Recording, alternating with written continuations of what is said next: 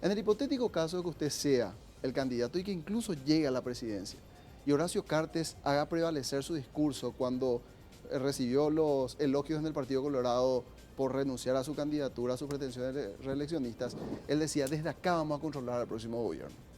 Y se ponía él ese saco. Si Cartes, usted ya siendo presidente, le dice, Santiago Peña, esto hay que hacer, ¿cómo va a reaccionar? Si estoy de acuerdo voy a hacer, si no estoy En de el acuerdo no voy a hipotético hacer. caso que no esté de Que no acuerdo. estoy de acuerdo no voy a hacer, si la responsabilidad es mía, es personal. De la misma manera que si en algún momento me hubiese pedido algo que yo no estaba de acuerdo siendo ministro de Hacienda, tampoco iba a hacer. ¿Pasó eso, ministro? No, vos sabés que no. Nunca. Te soy muy honesto, Andrés. Nunca me pidió algo. Mira que el presidente Cartes ve este programa. Sí. No, nunca, no tengo ningún problema en decirlo, ¿verdad? Muy por el contrario, es siempre porque lo que nos une, más allá de una relación hoy de el presidente de la República, yo secretario de Estado, lo que nos une es una visión del país que nosotros queremos, ¿verdad? Y en eso yo creo que tenemos una visión muy similar, ¿verdad? Y eso es lo que nos hace sentir muy cómodos uno con el otro. Una pregunta retórica, con su respuesta quisiera hacer otra pregunta. ¿Reconoce algún fracaso en la administración de Cartes? Yo no le llamaría fracaso. Fuerza, ministro, ha de haber alguno. No, pero a ver, fracaso le diría, tratamos de hacer algo y dijimos, esto está mal. Yo te soy sincero, yo no encuentro, me puedes decir, ¿verdad? Pero yo no encuentro hoy.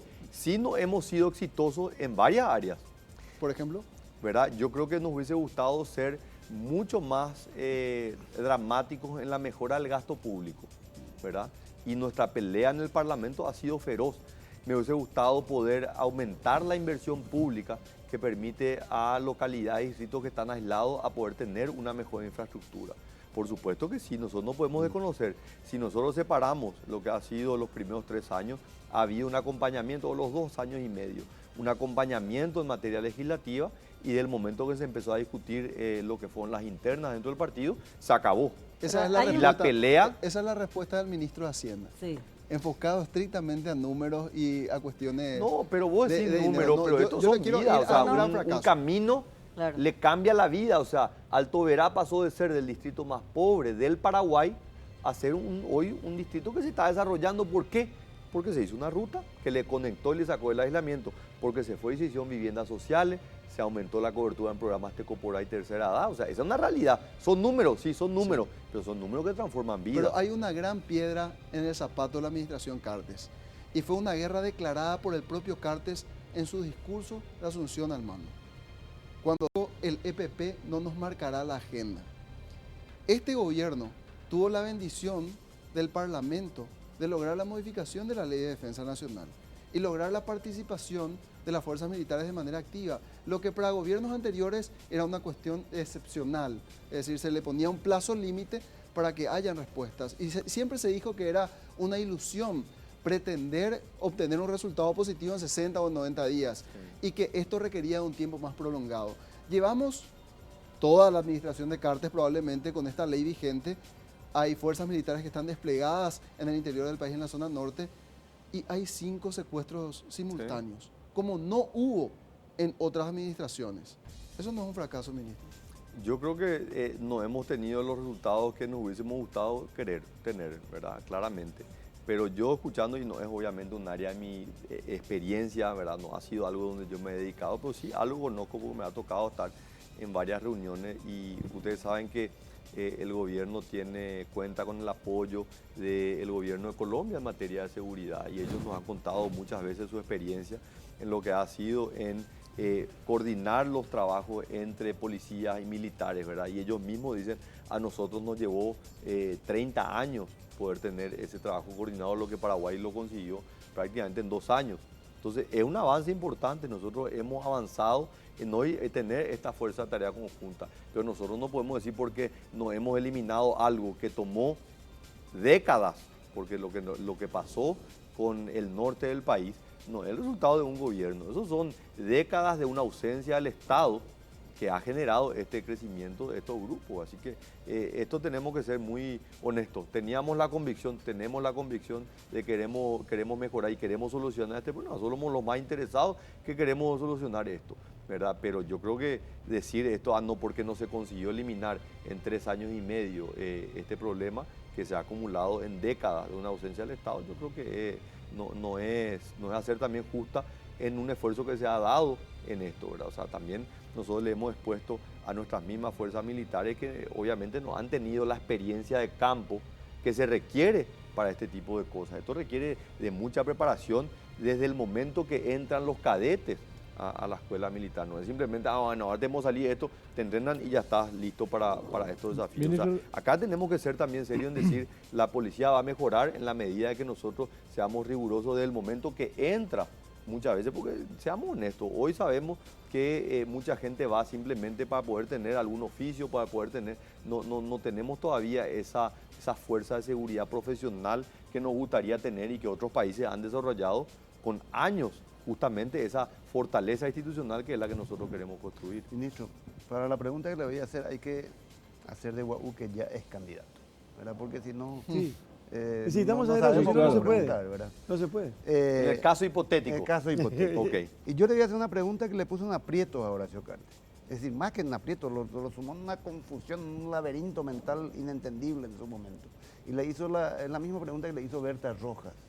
¿A poco de asumir o un poco antes? ¿Qué planes tiene para la cultura?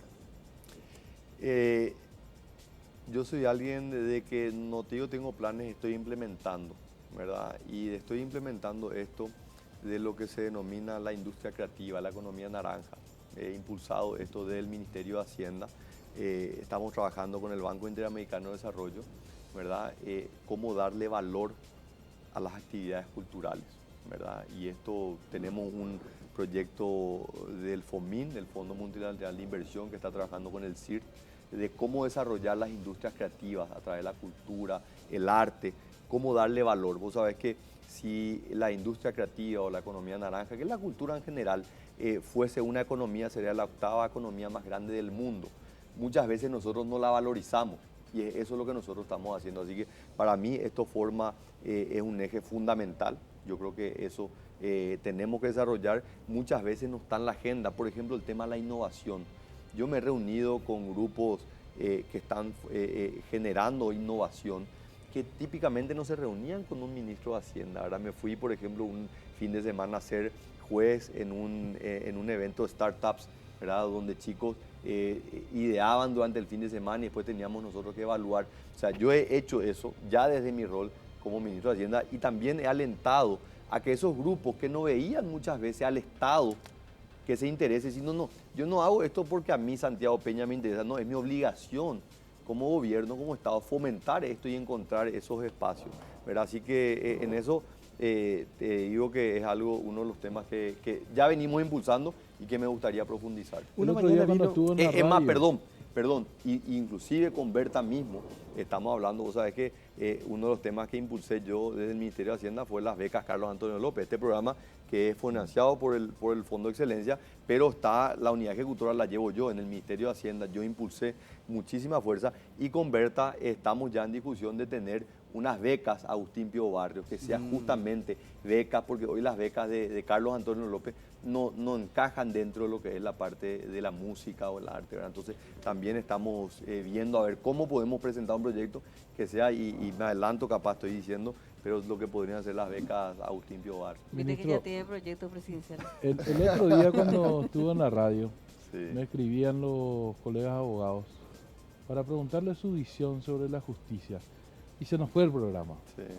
Faltan 6 minutos y está por pasar la misma cosa y me van a estirar la oreja otra vez. Así que le traslado la pregunta que la gente del foro se hace. ¿Qué visión tiene y cómo se piensa mejorar algo que es tan importante para el día a día de todos los paraguayos? No estoy hablando solamente de los que están en la función pública o los que ejercen la abogacía, sino de todas las personas para que le llegue esa... ¿No quieren justicia. saltar otro tema?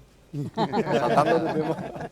No, Andrés. yo sé que, que son poderes independientes, no. Pero te puedo decir, Andrés, claramente tiene que haber un proceso de independencia de los poderes, ¿verdad? Porque nosotros hablamos, y esto desde el 92, decimos de que realmente lo que hubo en el 92 no fue simplemente el proceso democrático entendido a través de las elecciones, ¿verdad? Porque antes también había elecciones. El proceso democrático entendido desde la independencia de poder y ese equilibrio y controles y contrapesos Pero la realidad es que nosotros hemos visto un poder del Estado que ha acumulado muchísimo mayor peso que los otros dos, que ha sido el poder legislativo. Y lastimosamente a través de ese poder o ese mayor poder que ha tenido el legislativo, ha influenciado lastimosamente negativamente en otro, que ha sido la justicia. Yo creo que han habido avances, ¿verdad? Y nuevamente tengo que destacar, muchas veces no se menciona de vuelta, lastimosamente nos cuesta reconocer los buenos ejemplos, pero vos sabés que la primera oportunidad que le dio el presidente Cartes a Enrique Riera fue justamente en el Consejo de la Magistratura, ¿verdad? Y él hizo algo totalmente innovador, ¿verdad? Se renovaron cerca o se confirmaron cerca de 2.000 jueces, ¿verdad? A través de un mecanismo totalmente transparente, que la gente reconoce que se hizo bien, que fue un proceso meritocrático, la gente tuvo la oportunidad de ir y decir, no, este juez lastimosamente hizo mal y ese juez salía de la terna. Entonces, yo creo que ha habido un avance muy importante. Yo creo que uno de los temas que el presidente Horacio Cartes ha hecho y lo ha demostrado con acciones es rescatar la independencia del Poder Judicial, pero tenemos que ser conscientes que esto es una causa que debería involucrarnos a todos los paraguayos y esto no creo que pasa por una reforma. Yo creo que esto pasa por simplemente respetar el rol de cada uno de los poderes del Estado y el poder judicial es fundamental para el buen funcionamiento del país. ¿Usted no impulsaría un juicio político a los ministros de la Corte? No, hoy no veo, Estela, te soy muy honesto, ¿verdad? Yo creo que todo esto que nosotros hemos visto y lastimosamente se ha desvirtuado la figura del juicio político, ¿verdad? Porque a vos te parece que había iniciado un juicio político y que haya estado prácticamente 2 años, ¿verdad? Y todos sabemos por qué se hacía eso, ¿verdad? Porque si no se quería hacer, podían haber rechazado en la primera sesión, pero sin embargo, tener más de esos 2 años, sabemos muy bien cuáles eran los intereses que estaban atrás de eso. Chantaje. Vos lo dijiste.